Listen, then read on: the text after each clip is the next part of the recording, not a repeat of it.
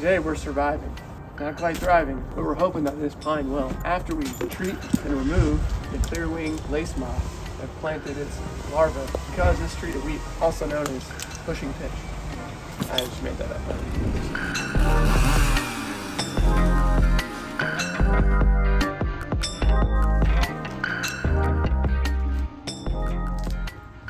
Probably nothing there. That's medium. Good chance something's there. And the lighter color indicates a fresher hit. It's happened more recently, so we have a greater chance of finding our culprit. Gently excavate so as not to cause harm.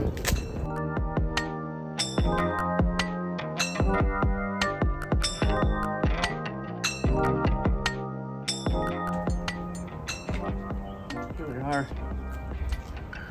This one looks like it was just about to emerge from its second to last stage, which is a cocoon-like chrysalis that would then allow it to pupate, or whatever the term is, into the moth, fly to another tree, and continue the life cycle.